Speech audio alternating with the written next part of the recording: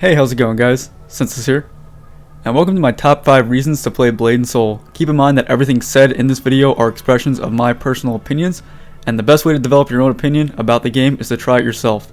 Now, whether you're a veteran from another MMORPG such as World of Warcraft looking for something fresh, or a fan of fighting games such as Street Fighter, Blade & Soul is definitely worth checking out. So with that, let's get right into it. Starting off with number 5, Stylish Combat. Blade & Soul features some of the most flashy and overall satisfying combat out of any MMO out there. It successfully strays away from the standard tab targeting combat system that most MMOs use these days and develops its own action-based system. Thanks to this system, you're able to utilize many unique combos. There aren't just 1 or 2 cookie cutter rotations for every class. Everything is situational. Some abilities lock onto your target directly, others you're forced to aim, which makes for a very high skill cap in both PvE and PvP. Moving on to number 4, Character Creation. Blade & Soul has some of the most extensive and in-depth character creation tools out there. When you originally get into the character creation screen, you're given the options to choose your race and class. One thing worth mentioning is that you're shown a preview and a detailed description along with a difficulty rating for each class before you choose to give you an idea about how the class plays.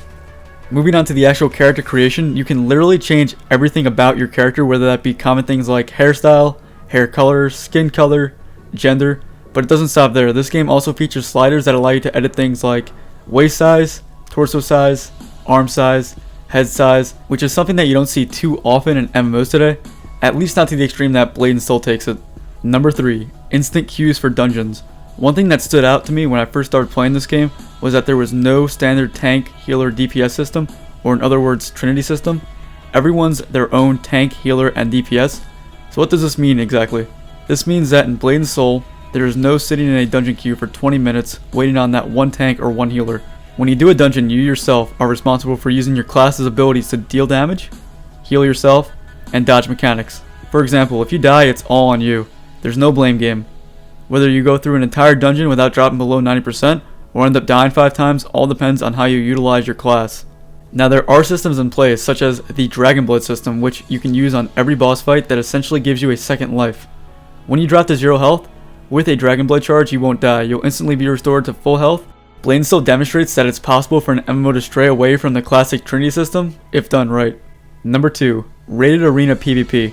This would honestly be number 1 on my list if there wasn't for one other aspect about Blade & Soul that we'll talk about in just a moment. Now, most MMOs with PvP, including even World of Warcraft, are typically PvE focused games with PvP, which is why there's always been balancing issues between classes in those types of MMOs. On the other hand, I would describe Blade & Soul as not only a PvP focused game, but a PvP and PvE focused game. Let me explain. The way the game is designed, no class is given a substantial DPS boost over another class. All classes, if played correctly, can be successful in PvE. The same goes for PvP. Sure, there are classes that counter others, but that doesn't mean if you're on the weaker end, the match will be impossible to win. Currently, Blade & Soul features 2 types of ranked PvP modes. 1v1 match and 3v3 tag team match. 1v1, as the name suggests, are best of 3 1v1 duels between 2 players. Tag team is a little bit more complex. There are 3v3 matches, but only 1 player from each team can fight at a time. Players from each team will be able to interfere, which will allow them to fight alongside their teammate for a short amount of time. When time runs out, the winner is decided by whatever team did the most damage or killed the opposing team first. As far as the ranking system goes, it works very similarly to League of Legends with colored medals that indicate your rank in PvP. You start at bronze and can move up to silver, then gold, then platinum, and finally diamond.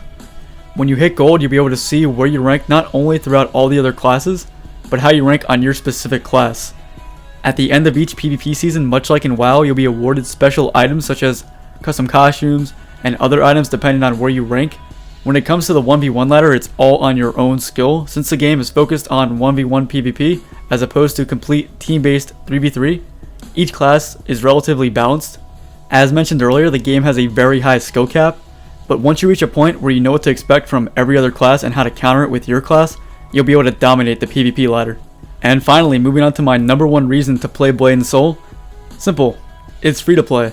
There's no investment required. You can play the game by simply going to the Blade & Soul website, making an account, downloading it, logging in, and that's it. You're good to go. The game is not pay to win. I would describe it more as pay to convenience. For example, you can buy dragon trade pouches to expand your inventory. Now, does that sound like something that would give you a competitive edge over everyone else? No, and the rest of the cash shop is like that too. One other thing I want to mention is that most of the costumes that you can get in Blade and Soul can be found in-game. There's only a few purchasable costumes that are put up on the cash shop at a time. So anyway, to wrap this up, Blade and Soul is definitely worth checking out. Whether you're a veteran MMO player or new to MMOs, it's definitely something fresh that takes a different approach compared to your standard MMO and succeeds in doing so. And with that, as always, thanks for watching, guys. I'll see you next time.